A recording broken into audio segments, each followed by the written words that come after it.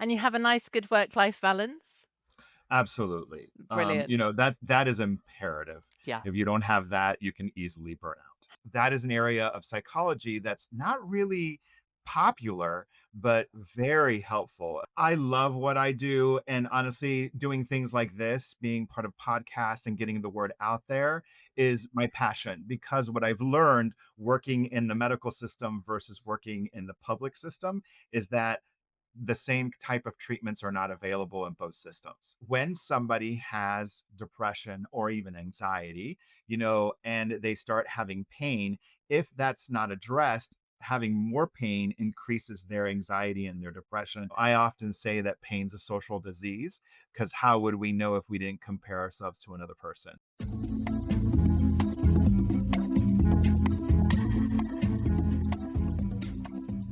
Welcome to part one of our conversation with Dr. David Cosio on the link between chronic pain and anxiety. Let's dive in.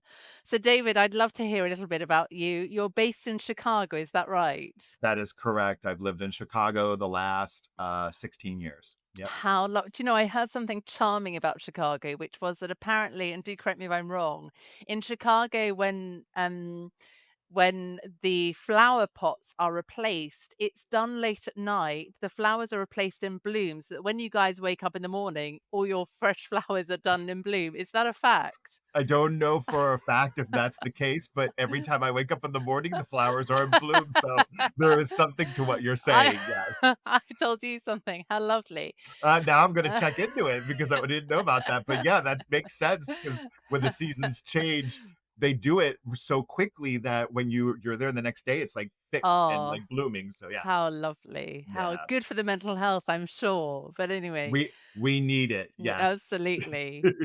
And David, just give our listeners a bit of an idea into what a working week for David is like. So tell us a bit about what you do day by day. Okay, yeah. So I work for one of the major hospital systems here in the States.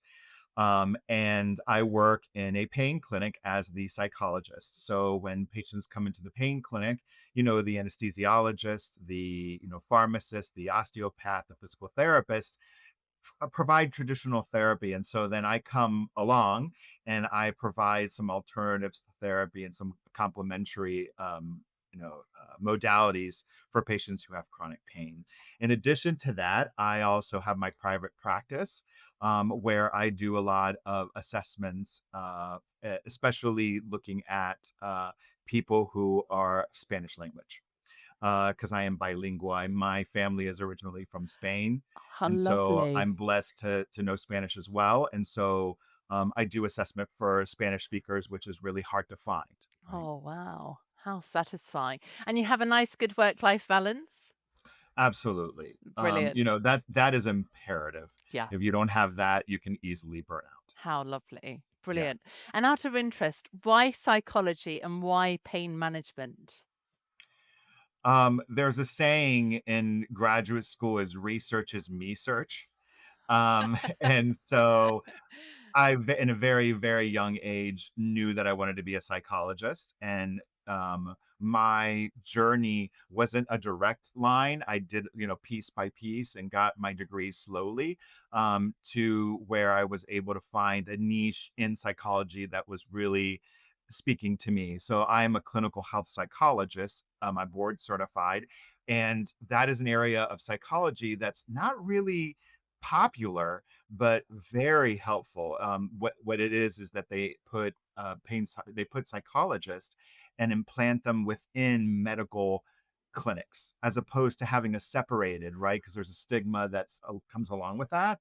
And so this is something that we've been doing probably for the last 20 years, and I'm probably one of the early adapters of that kind of training and experience. But yeah, I love it because it speaks to how the mind and the body are connected. Yeah. And, I think that that's something that's important across, different kind of diseases, right? Yeah. Fantastic. And personally, as a clinician, I've got to thank you, David, because for me, psychologists that help with people's pain and how Mhm. they experience and better manage that pain, which goes outside the more sort of, the more clinical approaches, dare I say, of medication and specific physical, surgical pain interventions, I think what you do is absolutely worth its weight in gold. And I can imagine, as you say, you must really feel like you're making a difference for people. I love what I do, and honestly, doing things like this, being part of podcasts and getting the word out there Yeah, is my passion yeah, because what I've learned working in the medical system versus working in the public system yeah, is that the same type of treatments are not available in both systems. yeah, And so the general public may benefit from learning some of the things that are in a private closed medical system yeah. that otherwise they would have no exposure to. And so that's why I enjoy teaching patients about their options, talking to Yes. providers about the different options that are available for pain management. Yeah. And I think that that's really important because once people know what's available, they make the right choice. Yes. It's most of the time they're not given a choice. Yeah. And so that's kind of where I feel like I come in is to say, no, no, no, you have choices. Here are all the choices that you have, and this Yeah. is what how that can help you. Yeah. Brilliant. Yeah. And how do you tackle that? Because it can be a challenging thing to bring up, right? When someone's in pain, Mhm. and there's this sort of assumption sometimes, it's probably the way that I try and bring it up with the patient, David, but there's an assumption sometimes that the patient just thinks that you're not taking them seriously. And often phrases like, "Doc, this isn't all in my head. This is real." Right. That can be a bit of a blocker to the patient sort of understanding that kind of holistic approach to pain. Do you encounter that when you do start to go down the psychology of pain with patients? Absolutely. But here's what we've done. We don't leave psychology to be a last resort, which is typically what Fantastic. happens. What we do is from the get go, from the moment they come into the clinic, I'm introduced as part of the team and we Wonderful. normalize the ability, we normalize seeing the psychologist as just being part of the process. That Fantastic. helps. Yeah, That helps. yeah, I still get patients who are like, this is not in my head. This yeah, is, right here, yeah, and I'm like, well, right here is yeah. controlled by right here. And, Yes. if this is not okay, this is not going to be okay. Yeah, Right. So sometimes, it really depends on the learning style of the person you're speaking with. I've learned that that's probably one of the first things you have to figure out like really quickly is this person a visual learner? Are they an mm, auditory learner or are they a tactile learner? Because if you're just speaking at somebody and they're a visual learner, they're going to walk away not understanding. yeah, And so it's making sure that you're giving the message in the way that they can kind of take it in. yeah. Love Yeah. that. Yeah. Okay, brilliant. Let's start our deep dive and understand a little bit more about the mechanisms that link chronic pain and anxiety. So, what are those key neurobiological mechanisms that link chronic pain and anxiety? So, like I said before, there's three areas of the brain. I gave you the three general areas, right? The somatosensory cortex is responsible for pain sensations. But then when you start thinking about our thought processes related to pain and our emotional processes related to pain, those occur in the frontal cortex for your thinking, and they occur in your limbic system, which is that nut that I was telling you about, Yeah, that it controls our emotions. So, specifically in those systems, the amygdala is in the limbic system, and that is responsible for anxiety and pain perception. And then the same thing with the frontal cortex, that would be the anterior cingulate, that is responsible for that. okay. So is depression then linked in with that? Is there a similar mechanism for pain and depression? So yes, so they have similar neurotransmitters. In fact, when it comes to pain, we sometimes prescribe antidepressants, Mm, and the patients will say, "Well, I'm not depressed," but the depressed antidepressant may help them with their pain. The other thing is that there's a bidirectional relationship. When somebody has depression or even anxiety, and they start having pain, if that's not addressed, having more pain increases their anxiety and their depression, which it kind of change their behavior, yeah. which then increases their pain, and it kind of becomes a vicious cycle, right? And so, if you deal with the chronic pain, you will help with the depression. But if you treat the depression, it will also help with your chronic pain. So it's a Yes. bi-directional relationship for both anxiety and depression. Fantastic. Yeah. So how do genetics play into that?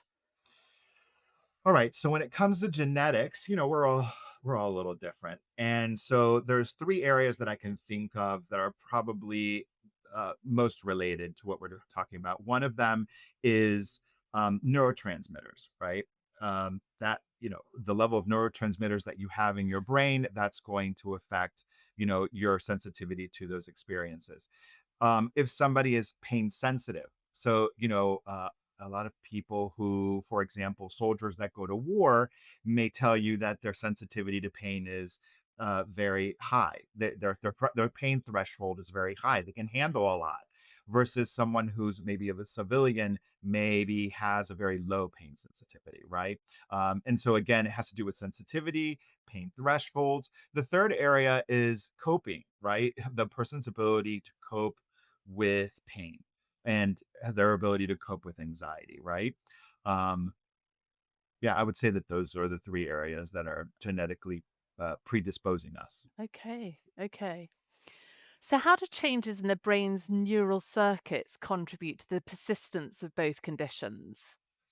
Yeah, so the moment that those mechanisms are dysregulated is when you start feeling the dysregulation in your mood and the dysregulation in your pain sensitivity, right? So whatever happens to the system kind of is reflected in the disease or in the um, the sickness. Okay, okay.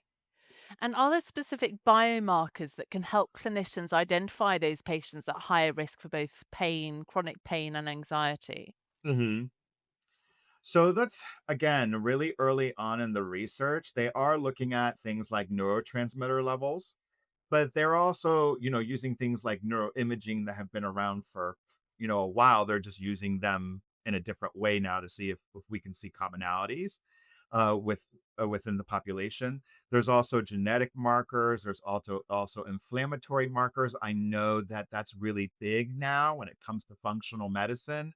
They do a lot of testing, blood work of different things that are not traditionally looked at when you go to see your primary physician the first time or when you're going your yearly checkup to see what your inflammation is like in your body. So Yes, it's really starting and it's gaining popularity.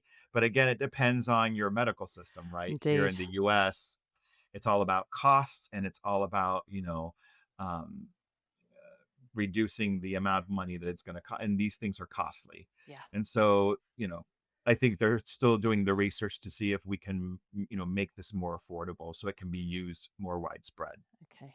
Okay. So, David, just I guess concluding that part, is it fair to then say that someone with possible genetics that link them to, experiencing more pain, i.e., lower Mhm. thresholds, lower pain threshold, and someone with worse social factors, they are more likely to struggle with number one, chronic pain, Mhm. and then negative mental health linked to that pain. Dare I say that sort of umbrella term of suffering? Is that fair to Yes. conclude? Yeah, there is a genetic predisposition. How much and how little is going to differ amongst all of us, right? It's not like a certain percentage. And then your environment has a lot to do Yeah. with how you're able to cope with these conditions. One of my favorite things to do when I'm teaching patients who have chronic pain is, how would your chronic pain feel if you're on a lovely beach and there's someone fanning you with a leaf and they're serving you grapes. Like, how are you going to feel there versus how do you feel here? And, Yes. Chicago is a beautiful city. I love Chicago. It's one of the most beautiful cities of the country, and I would dare say the world. But Love that. we have a large population and there is, crime. Yeah. And if you live in the city, you're going to feel tense and you're going to be, looking behind your back. And Yeah. that kind of environment itself is Yes. going to affect your experience of pain versus the person Yes. who's on the beach. Right. And so, social, I often say that pain's a social disease Yeah. because how would we know if we didn't compare ourselves to another person? Yeah. And so, it's addressing both. You have to address both. Yeah. Yeah. Yeah. Brilliant. Right. So our next deep dive section, well, we're going to be looking at the different types of therapies. So before we start, can you just tell us a little bit about the difference between acceptance and commitment therapy and cognitive behavioral therapy? Absolutely. So, cognitive behavioral therapy has been around for decades, and it's really looking at how we can change people's maladaptive thinking and their behaviors to improve their perception of pain or their experience of pain. So, in that treatment, what we're doing is we're finding maladaptive thinking and we're changing them. And the same thing if we're finding maladaptive behaviors and we're changing those. That's very different than acceptance and commitment therapy. Acceptance and commitment therapy is newer. I would say it's probably within the last 2 decades that it's came out, and it's really about becoming aware of those thoughts and those emotions and those memories and those behaviors, but not necessarily asking people to change them. You're making people aware of those things and how they may impact their experience of anxiety or pain, but then addressing the things that are important in their life. We don't have any control. We don't have any actual control of the pain generator, Mm, meaning, if you have a bulging disc, there's very little we can do about yeah. that, but that is going to affect your entire life. Mm, Same thing with anxiety. The anxiety is a medical condition that may require, medications, but also some coping strategies. mm, Um, and part of that is to make the person aware. You can't change something that you're not even aware that you're doing. And yeah. so acceptance and commitment therapy is using, things like mindfulness and meditation to kind of bring people in the present moment and becoming more connected with their thoughts and their feelings. And then from those kind of that awareness, they may choose to make a change. But what we're asking them to do is to let go of the things they don't have any control over and really focus on the things that they do that are important to us. So family, friendships, the other things in life other than the disease. Right. Fantastic. So is there a would you say one form of therapy is more effective than another, or when are you more likely to recommend one over the other when addressing anxiety and chronic pain? So we've done research on both, and we've done research on different formats, so shorter formats versus longer formats, manualized treatments versus non-manualized treatment. And what we find is they're the same.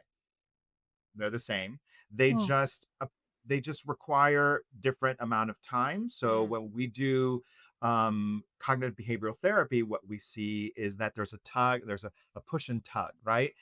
Where you're asking the person to make a change, and then they try to make the change, and maybe it doesn't work, and they have to go back. There's like this tug mm, and pull that occurs, and you can see that with the data. You can see it yeah. kind of doing these like curves because the person's constantly in the state of change. With acceptance and commitment therapy, what we found is after 4 sessions of acceptance and commitment therapy, their distress plummets and stays down. And that's because they're learning to kind of view the world in a different way. And they're not asked to change anything. They're just because of that realization, their distress kind of lowers, right? Wow. And so I'm a really big fan of, I mean, you probably tell, I'm a really big fan of acceptance and commitment therapy because it's new, right? It's the new therapy, it's the new kid in the block. But I've seen that it works a lot faster. Now, your question about who do I refer to what?